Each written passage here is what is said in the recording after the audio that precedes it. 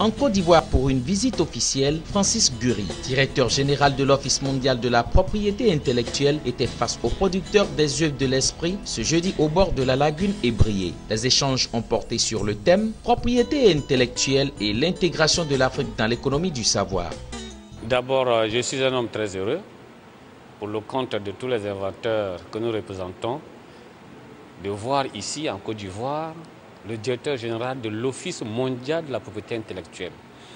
C'est vraiment une chance que nous avons de pouvoir parler avec lui, échanger avec lui, et nous voyons qu'il est très saisi de la problématique des inventions. Dans l'économie, n'est-ce pas, de la propriété intellectuelle ou dans l'économie culturelle,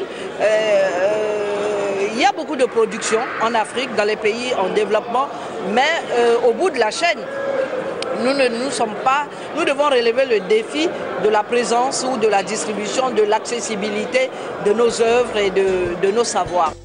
Pour le directeur général de l'Office mondial de la propriété intellectuelle, l'Afrique est riche en création, mais pauvre en distribution, toute chose qui freine quelque peu son développement.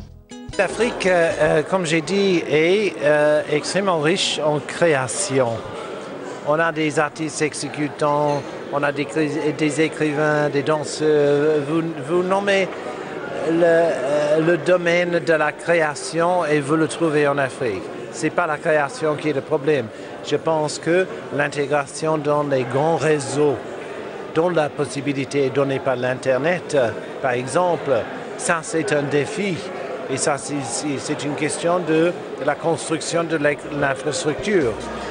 Le directeur général de l'Office ivoirien de la propriété intellectuelle a à son tour invité ses administrés à la valorisation et la protection de la richesse culturelle et intellectuelle. Non, sans appeler les uns et les autres à bâtir des réseaux de distribution afin de tirer le maximum de profit de leurs travaux et recherches intellectuelles. Vous voyez, pendant la saison des mangues, on produit beaucoup de mangues, mais si on ne peut pas les commercialiser, ça pourrit au pied des arbres. C'est la même chose pour la création artistique. Si vous avez des œuvres que vous n'avez pas des acheteurs, vous ne pouvez pas vivre de votre création. Et c'est pour ça qu'il faut mettre l'accent sur l'infrastructure de distribution des créations intellectuelles pour que les créateurs puissent vivre de leur talent.